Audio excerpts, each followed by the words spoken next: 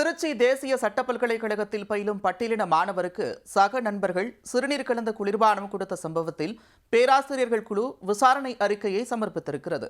மாணவர்கள் சஸ்பெண்ட் செய்யப்பட்டிருக்கும் நிலையில் காவல் நிலையத்திலும் புகார் அளிக்கப்பட்டிருக்கிறது. நண்பர்களாக பழகியவர்களே ராகிங் செய்தது ஏன்? திருச்சி நவலூரில் உள்ள தேசிய சட்ட பல்கலைக்கழகத்தில் இளங்கலை சட்டப்படிப்பு இறுதியாண்டு பயிலக்கூடிய 3 மாணவர்கள் ஒரே வகுப்பில் பயிலக்கூடிய தோழர்களாக இருந்துள்ளனர்.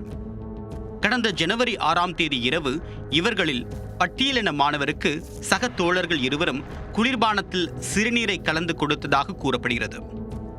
இருவரில் ஒருவர் பட்டியலின மாணவர், மற்றொருவர் மிகவும் பிற்படுத்தப்பட்ட வகுப்பை சேர்ந்த மாணவர். மறுநாள் வகுப்புக்கு வந்தபோது இருவரும் இந்த சம்பவத்தை சொல்லி அந்த மாணவனை கிண்டல் செய்துள்ளனர். இதனால் அதிர்ச்சியடைந்த இந்த மாணவன் தன்னுடைய பேராசிரியர்களிடம் புகார் தெரிவித்துள்ளார். உடனே பேராசிரியர்கள் பல்கலைக்கழக பதிவாளர் மற்றும் துணைவேந்தரின் கவனத்திற்கு கொண்டு செல்ல இந்த விவகாரம் குறித்து விசாரிக்க 3 உதவி பேராசிரியர்கள் கொண்ட குழு அமைக்கப்பட்டது. அதே நேரத்தில் இந்த சம்பவத்தில் குற்றம் சாட்டப்பட்ட 2 மாணவர்களும் பல்கலைக்கழகத்திலிருந்து சஸ்பெண்ட் செய்யப்பட்டனர். 3 உதவி பேராசிரியர்கள் குழு இந்த விவகாரத்தை விசாரித்து ராகிங் செய்யக்கூடிய நோக்கத்தில் 2 மாணவர்களும் நடந்து கொண்டுள்ளனர் என்று அறிக்கை தாக்கல் செய்ததாக தெரிகிறது.